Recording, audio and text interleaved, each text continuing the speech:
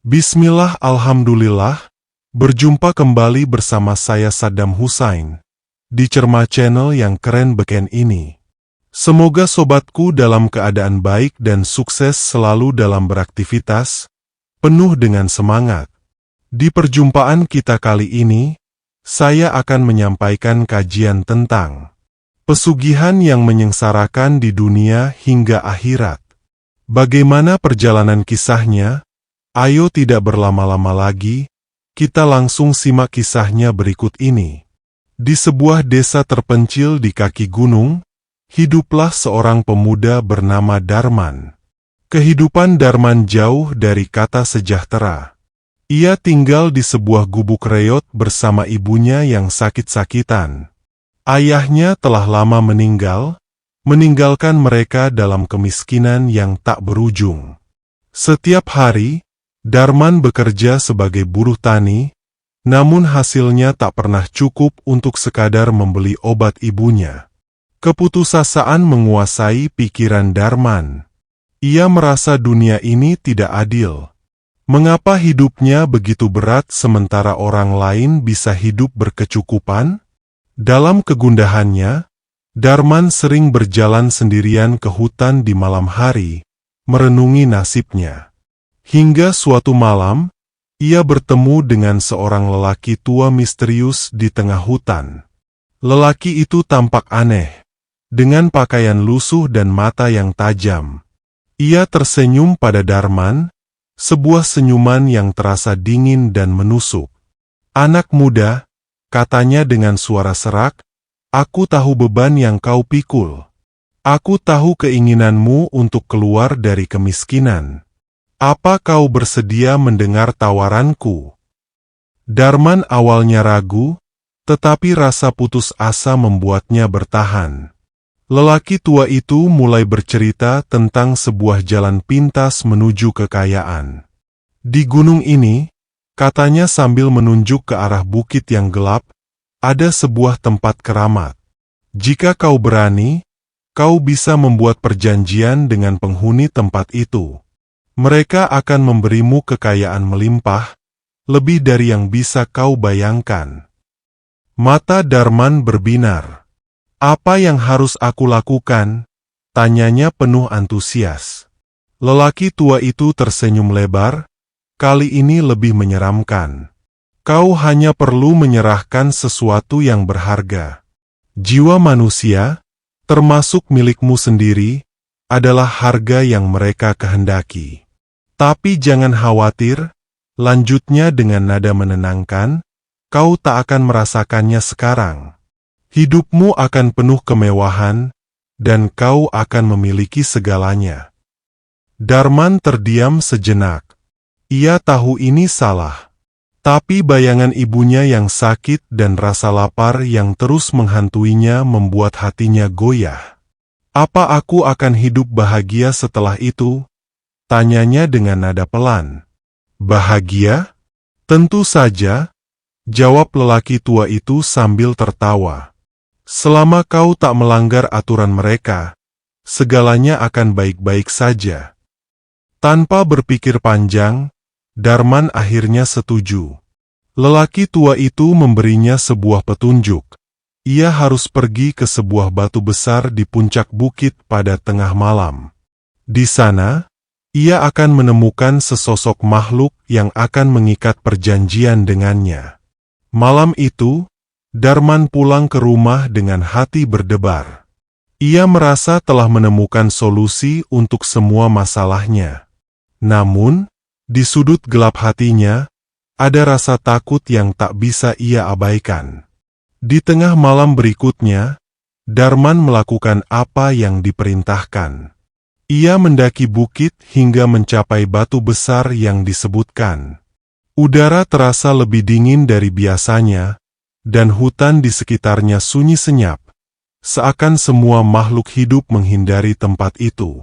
Saat Darman berdiri di depan batu besar itu, tiba-tiba angin kencang bertiup, dan suara tawa menggema dari segala arah. Dari balik kegelapan, muncul sesosok makhluk dengan tubuh besar, mata menyala merah, dan senyum yang mengerikan. "Apa yang kau cari, manusia?" tanya makhluk itu dengan suara bergemuruh.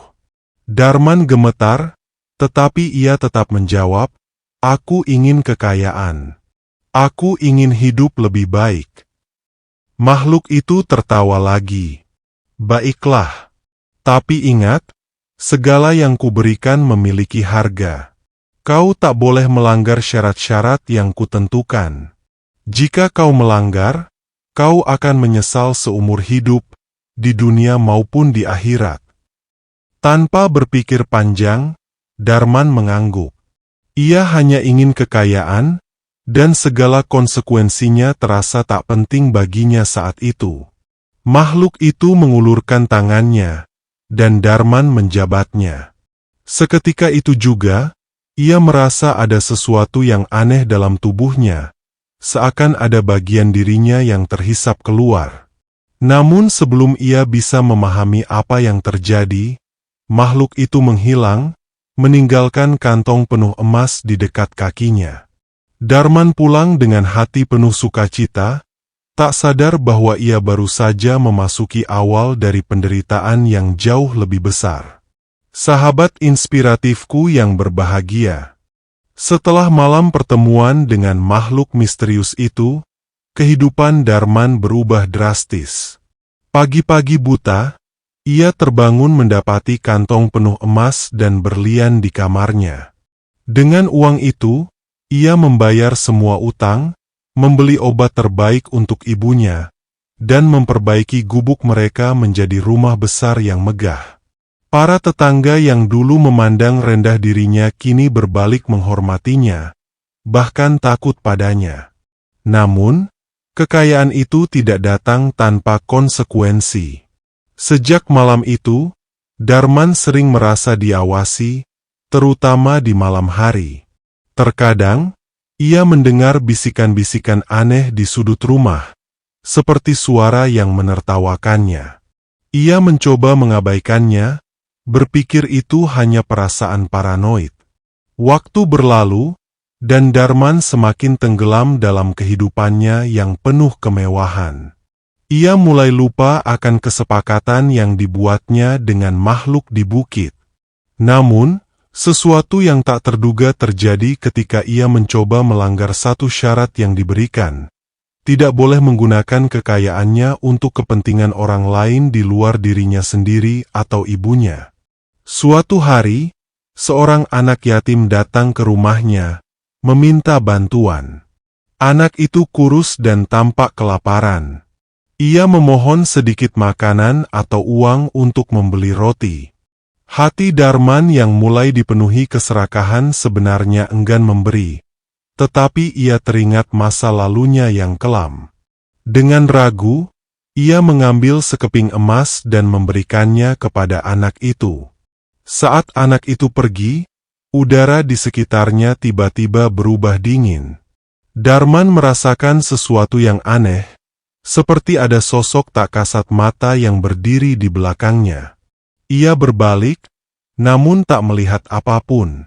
Hanya saja, malam itu, mimpi buruk mulai menghantuinya. Dalam mimpinya, ia kembali berada di depan batu besar di bukit. Makhluk itu muncul lagi, kali ini dengan wajah yang jauh lebih menyeramkan. "Kau telah melanggar aturan." Suara makhluk itu bergema, terdengar seperti ribuan jeritan.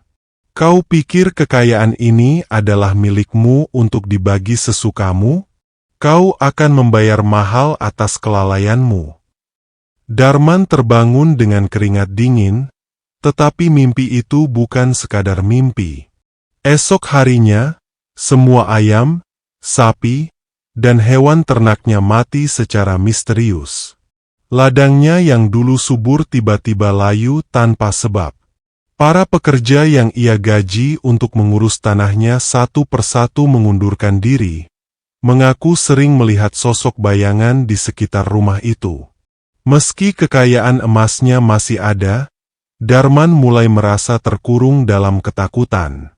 Setiap malam, suara bisikan semakin jelas, seperti menuntutnya untuk menyerahkan lebih dari yang telah ia setujui.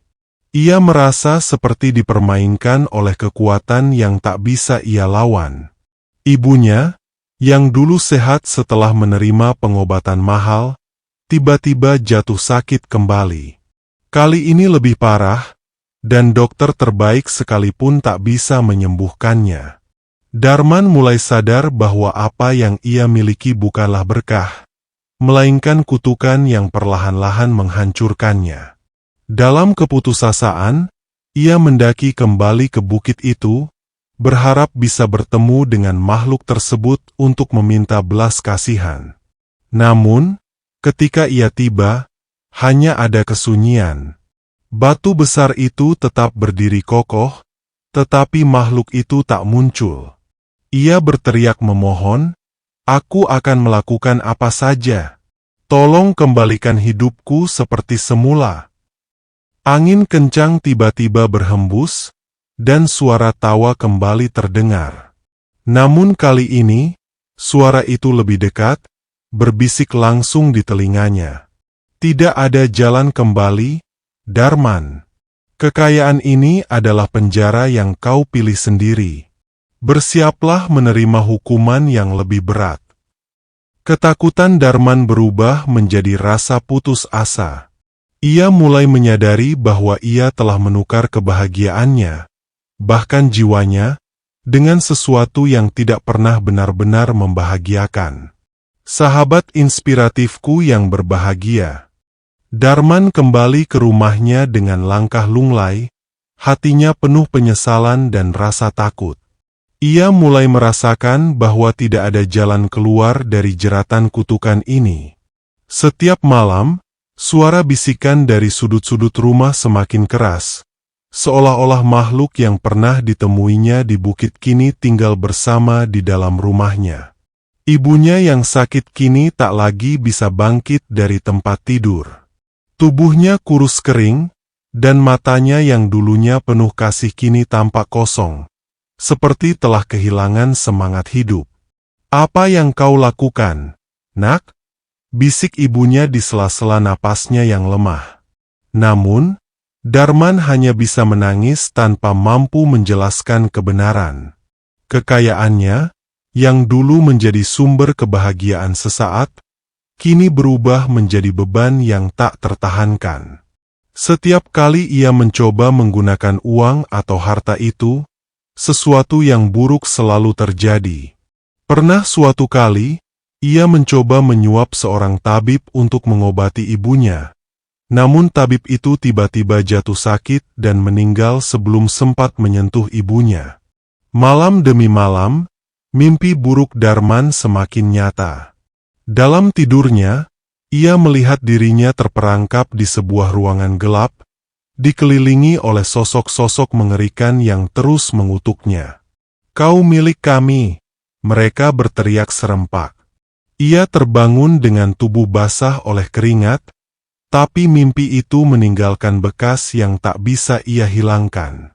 Suatu malam, suara bisikan berubah menjadi suara ledakan keras yang mengguncang rumahnya.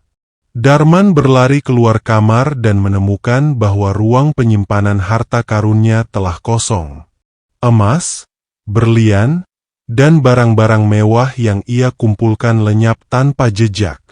Namun, di dinding ruangan itu, tergores kata-kata yang membuat darahnya membeku. "Janji sudah dekat." Darman kini tahu bahwa waktunya hampir habis.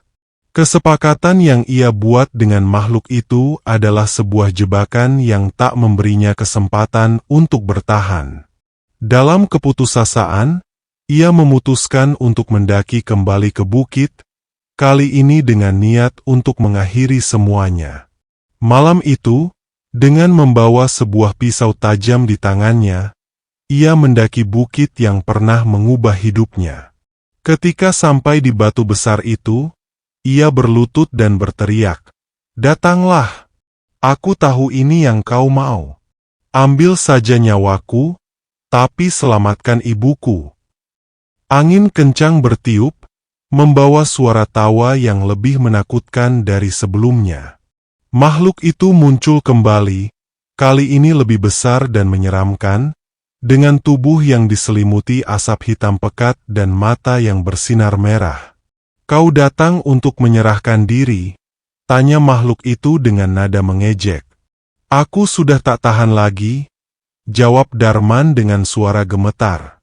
"Ambil nyawaku, tapi tolong, bebaskan ibuku dari kutukan ini." Makhluk itu tertawa terbahak-bahak. "Manusia bodoh. Jiwa ibumu sudah lama bukan miliknya sendiri. Dia hidup dari harta yang berasal dari kesepakatan ini. Begitu juga kau. Semua yang kau sentuh telah menjadi milikku. Tak ada pengorbanan yang bisa membebaskan kalian." Darman terdiam, rasa putus asa berubah menjadi amarah. "Kalau begitu, aku akan melawanmu," teriaknya sambil mengacungkan pisau yang dibawanya. Namun, makhluk itu hanya tertawa lebih keras. "Kau? Melawanku? Kau bahkan tak bisa melawan keserakahanmu sendiri," ejek makhluk itu. Dengan satu kibasan tangannya, pisau itu terlepas dari genggaman Darman, terlempar jauh ke dalam kegelapan. Dalam sekejap, tubuh Darman terangkat ke udara. Ia merasa tubuhnya terhisap ke dalam kekosongan yang gelap, seperti ada ribuan tangan yang menariknya. Makhluk itu berbisik di telinganya, "Kekayaan ini hanyalah awal. Hukumanmu akan abadi, di dunia dan di akhirat." Ketika Darman sadar kembali, ia menemukan dirinya terbaring di dasar bukit. Tubuhnya terluka, tetapi ia masih hidup. Namun, ketika ia mencoba bangkit, ia menyadari sesuatu yang mengerikan. Ia tidak bisa berbicara. Lidahnya terasa berat, seperti ada sesuatu yang menahannya. Ia berusaha berteriak, tetapi yang keluar hanyalah suara napas. Ketika ia kembali ke rumah, ia mendapati bahwa ibunya telah meninggal dunia. Rumahnya kini kosong, tanpa satu barang pun yang tersisa. Para tetangga menghindarinya, menganggapnya sebagai pembawa sial. Hari-hari terakhir Darman dihabiskan dalam kesendirian dan keheningan. Ia hidup sebagai bayangan dari dirinya yang dulu, dihantui oleh suara bisikan yang terus menghantam pikirannya. Namun, pada malam terakhirnya, ia menghilang. Tak ada yang tahu kemana ia pergi, tetapi di bukit tempat ia pertama kali membuat perjanjian, para pendaki sering mendengar suara jeritan di malam hari. Beberapa bahkan mengaku melihat sosok bayangan yang menyerupai Darman, terjebak di dekat batu besar itu, memohon pertolongan yang tak pernah datang. Sahabat inspiratifku, mari kita simak kembali kelanjutan kisahnya berikut ini. Setelah berminggu-minggu hidup dalam kesendirian dan penyesalan, Darman merasa ada sesuatu yang memanggilnya untuk mencari jawaban. Dalam keheningan malam, ia sering mendengar suara azan dari sebuah masjid kecil di ujung desa, suara yang seolah menjadi satu-satunya hal yang memberinya ketenangan. Suatu pagi, dengan tubuh yang lemah dan hati penuh keraguan, Darman memberanikan diri pergi ke masjid itu. Di sana, ia bertemu seorang ulama tua bernama Kyai Muhtar, seorang pria dengan wajah tenang dan sorot mata penuh kebijaksanaan. Kyai Muhtar menyambut Darman dengan lembut, tanpa menanyakan apapun tentang penampilannya yang lusuh. Darman duduk di depan Kyai Muhtar dan mulai menangis. "Kyai," katanya dengan suara bergetar, "saya telah melakukan kesalahan besar. Hidup saya penuh dosa, dan saya takut semuanya sudah terlambat." Kyai Muhtar menatapnya dengan sabar. "Tidak ada yang terlalu terlambat untuk Allah, Nak," jawabnya. "Apapun dosa yang telah kau lakukan, pintu taubat selalu terbuka. Tapi kau harus bersedia menceritakan segalanya agar aku bisa membantumu." Dengan air mata yang terus mengalir, Darman mengutarakan seluruh kisah hidupnya, dari perjanjian gelap dengan makhluk gaib hingga penderitaan yang kini ia alami. Kiai Muchtar mendengarkan dengan seksama tanpa memotong pembicaraan, meski wajahnya tampak berubah serius ketika Darman menjelaskan detail tentang perjanjian di bukit. Setelah mendengar semuanya, Kiai Muchtar menghela napas panjang. "Nak, apa yang kau lakukan memang berat konsekuensinya. Kau telah menyerahkan dirimu pada kekuatan yang tak seharusnya kau dekati. Tapi Allah Maha Pengampun. Jika kau benar-benar ingin bertaubat, kita harus berusaha bersama." Darman mengangguk penuh harap. "Tolong saya, Kiai. Saya ingin kembali ke jalan Allah." Kiai Muchtar mulai membimbing Darman dengan doa dan zikir, mengajarinya cara memohon ampun kepada Allah dengan tulus. Ia juga meminta Darman untuk berpuasa selama beberapa hari dan membersihkan dirinya dari segala sesuatu yang pernah didapat dari pesugihan itu. Namun, di tengah proses itu, tanda-tanda bahaya mulai muncul. Setiap kali Darman berdoa, ia merasakan hawa panas yang menyakitkan di sekujur tubuhnya. Bayangan-bayangan gelap sering muncul di sekitarnya, bahkan di siang hari. Satu malam, saat ia sedang berzikir, suara makhluk itu menggema di telinganya. "Apa kau pikir bisa melarikan diri dari kami? Waktumu sudah habis, Darman." Darman berlari ke masjid, mencari perlindungan di dekat Kiai Muchtar. Ulama itu segera membacakan ayat-ayat Al-Quran untuk mengusir kehadiran makhluk itu. Sesaat, suasana menjadi tenang, dan Darman merasa lega. Namun, Kiai Muchtar memperingatkannya bahwa kekuatan jahat itu akan terus menuntut haknya. "Apa yang kau lakukan dengan makhluk itu adalah perjanjian yang sangat berat," kata Kiai Muchtar. "Hanya Allah yang bisa membebaskanmu, tapi ini adalah ujian besar. Kau harus tetap teguh dalam iman, apapun yang terjadi." Namun, takdir sudah menetapkan jalannya. Pada malam terakhir sebelum ia menyelesaikan masa taubatnya, Darman merasa tubuhnya berat. Ia sulit bernapas, dan hawa dingin menyelimuti kamarnya.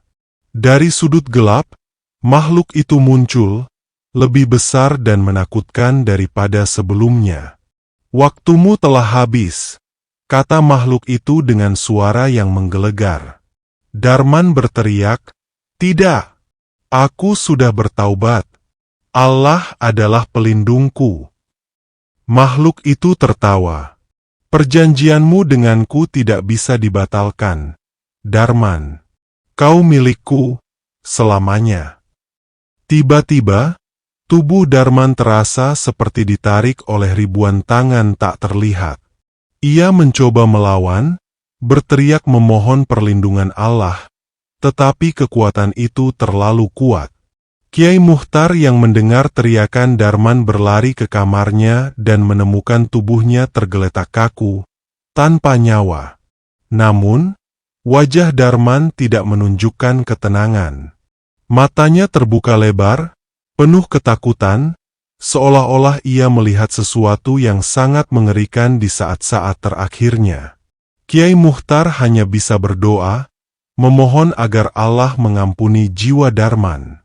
Ia tahu bahwa perjalanan hidup Darman adalah pelajaran yang pahit, sebuah peringatan bagi siapa saja yang tergoda oleh jalan pintas menuju kekayaan. Di desa itu, orang-orang sering mendengar suara jeritan di bukit pada malam hari, seperti jeritan seseorang yang menyesal dan memohon pertolongan.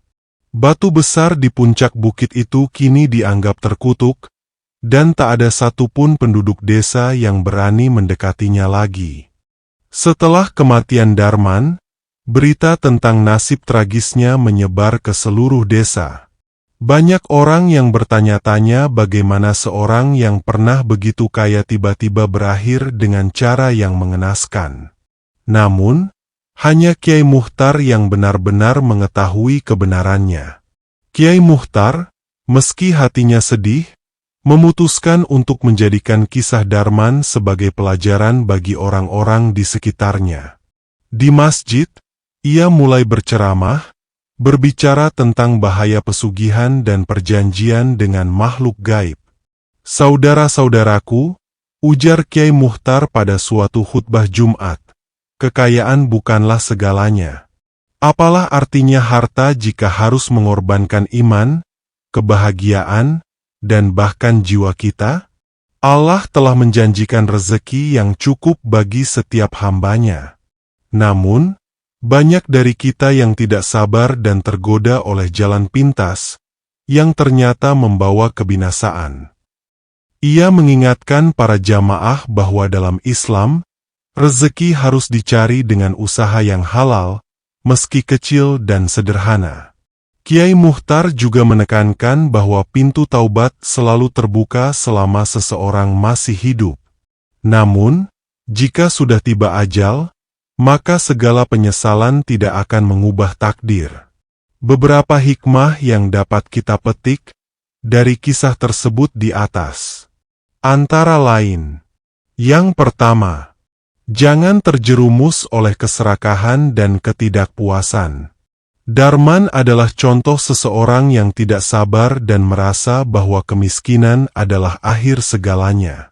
Keserakahan membuatnya melupakan nilai-nilai agama, hingga ia memilih jalan gelap yang berujung pada kehancuran. Selanjutnya, harta bukan segalanya. Kebahagiaan sejati tidak terletak pada kekayaan. Bahkan ketika Darman memiliki segalanya, ia kehilangan kedamaian, kebahagiaan, dan akhirnya nyawanya. Yang selanjutnya, setan selalu menjebak dengan tipuan manis.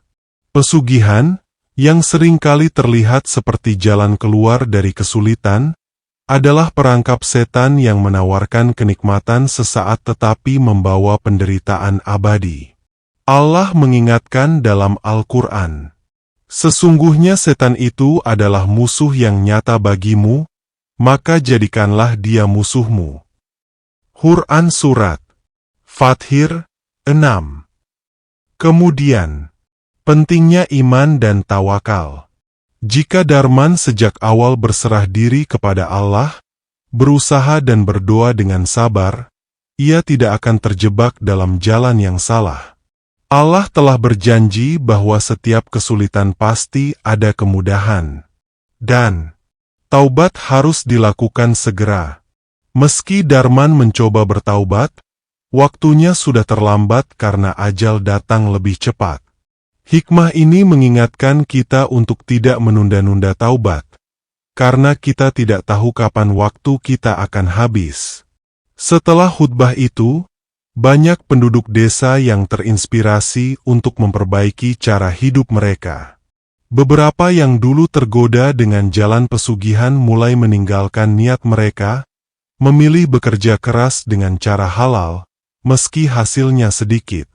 Bukit tempat batu besar itu berdiri kini dibiarkan terlantar, ditumbuhi semak belukar. Orang-orang menjadikannya simbol peringatan akan bahayanya keserakahan, dan mengutamakan dunia daripada akhirat. Sebagai penutup, Kiai Muchtar selalu mengingatkan, dunia ini hanyalah sementara. Jangan pernah menggadaikan keabadian akhirat demi kenikmatan sesaat di dunia. Sahabat inspiratifku yang berbahagia, demikian kisah yang begitu mengesankan ini saya sajikan. Semoga bermanfaat dan menginspiratif kehidupan kita, untuk dapat kita petik nilai pelajaran di dalamnya. Atas perhatian dan dukungannya, saya ucapkan terima kasih. Saya Saddam Hussein mohon pamit undur diri, dan sampai berjumpa kembali di video selanjutnya Charma Channel. Wassalamualaikum warahmatullahi wabarakatuh.